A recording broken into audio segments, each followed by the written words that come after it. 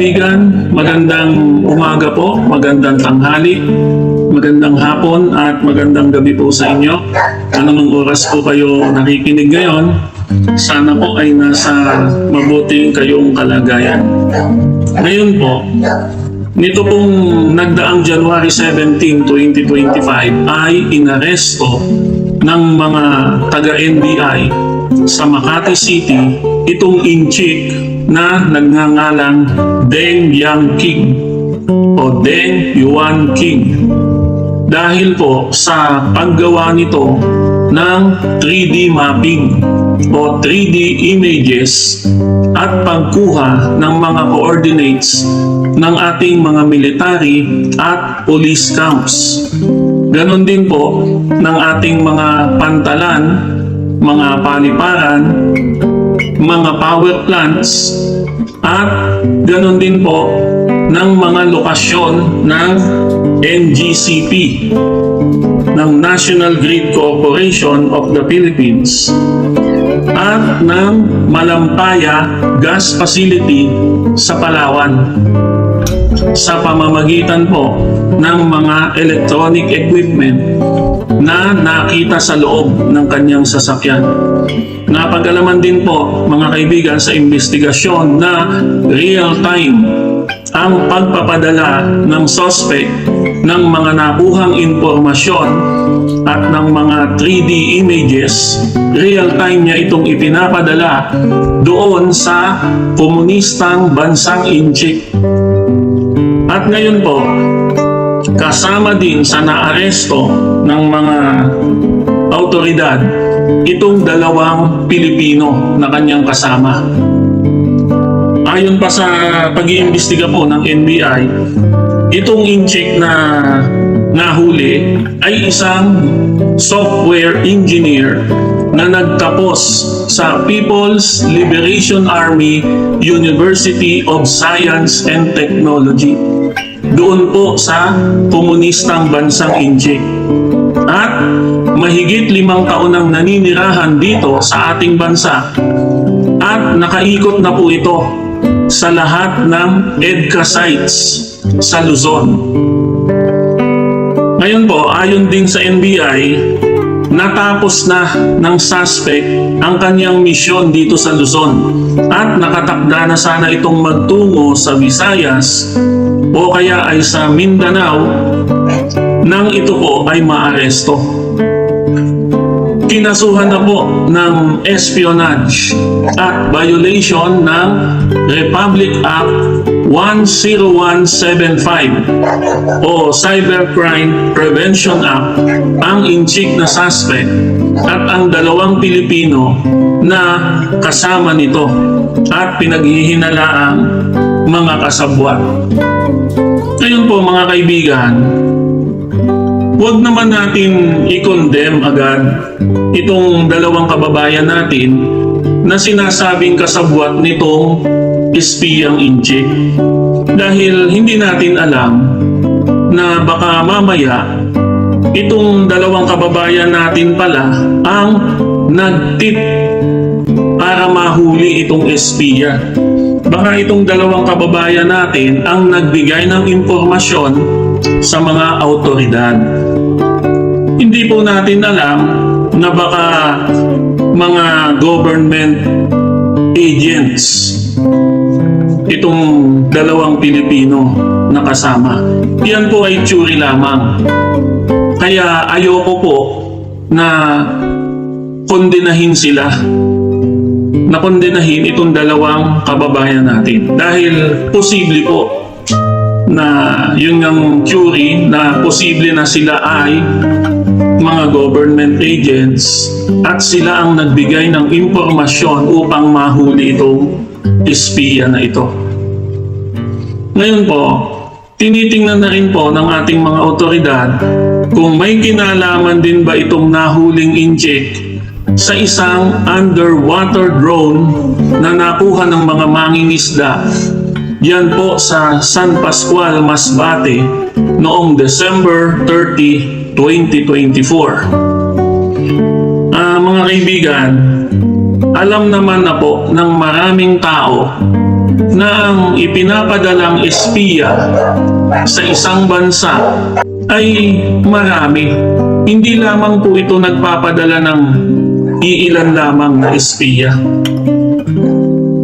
Kaya kung matatandaan nyo po mga kaibigan, noong nagdaang May 2024, isa ring inchik ang inaresto sa Makati City dahil sa panunutok ng baril. Ngunit nang imbestigahan na ito ay nadiskubre ng ating mga otoridad, nadiskubre ang mga hacking equipment na nasa loob ng sasakyan nito. Kaya ito po ay pinaghihinilaan rin ng ating mga otoridad na isang espiya. Kaya nga po mga kaibigan, maaaring meron pang ibang mga sleeper agents ng komunistang bansang Inchik na naririto sa Pilipinas. At ang nakakabahala po ay baka pati ang ilang ahensya ng ating gobyerno at ang local government units natin ay napasok na rin, baka napasok na rin ng mga peking Pilipino na mga espiya pala at naghihintay lamang ng mga instructions mula sa kanilang handlers o superiors. Iyon. Ngayon po mga kaibigan, dito sa pinakahuling insidente ng pagkahuli dito sa suspect na si Deng Yuan King, dito nga po nahuli sa Makati City noong January 17, 2025. Mga kaibigan, nagpapakita ito na walang tigil ang komunistang bansang Inchik sa pagnanasa sa Pilipinas. Bukod pa sa kanilang trespassing, sa kanilang ginagawang trespassing, sa pag-angkin at pananakop sa ating karagatan at mga isla sa West Philippine Sea, bukod pa sa panghaharas at pambubuli sa ating mga kababayang mangingisda, at ganun din sa panghaharas at pambubuli sa ating Philippine Coast Guard, ngayon naman mga kaibigan ay espionage o pag-i-espiya. Wala talagang katigil-tigil itong bully na komunistang bansang Inchik sa mga pinaggagawa sa ating bansa. Kung sa bagay, mga kaibigan, ang kaya lang naman iharas at ibuli nitong komunistang bansang Inchik ay ang mga maliliit na bansa katulad ng Pilipinas, ng Taiwan at ng Japan. Parang ganyan din po yung mga malalaking bully sa eskwelahan, yung mga nagsisiga-sigaan sa eskwelahan. Ang kaya lang ay yung mga maliliit na bata. Pero duwag naman at bahag ang buntot kapag nakakita ng malaking makakatapat niya. Ganyan po ang mga bully, mga kaibigan. Matapang lang doon sa mga maliliit at lalo ng matapang doon sa mga inaakala na hindi makakalaban. Yan po ang mga bully na nagsisiga-sigaan. Ganyan. Ngayon mga kaibigan, ang nakakalungkot po nito ay merong mga traidor na Pilipino na handang ipagkanulo ang interes ng ating bansa at ng ating mga kababayan kapalit lamang ng 30 pirasong pilak. Nananawagan po ako kung meron man pong mga hudas na nakikinig ngayon na sana po ay magbago na kayo. Sana po ay maging tapat kayo sa ating bansa, sa ating watawat at sa ating konstitusyon. Sana po ay patunayan ninyo sa inyong sarili na may konsyensya kayo. At sana po ay patunayan nyo rin sa inyong sarili na kayo po ay tao at hindi ahas. Ngayon mga kaibigan, napahaba na naman tayo. Bago po tayo magtapos, ay binabati natin ang mga sumusunod. Una po, binabati natin ang ating mga kababayan na tunay na Pilipino, hindi lamang sa birth certificate, kundi tunay na Pilipino maging sa isip at sa gawa.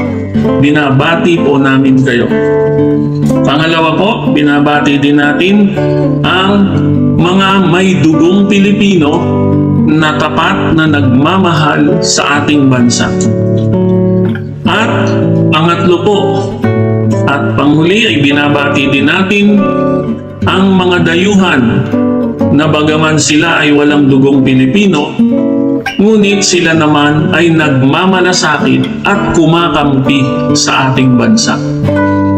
Mabuhay po kayong lahat at sana ay patuloy pang dumami ang mga katulad ninyo.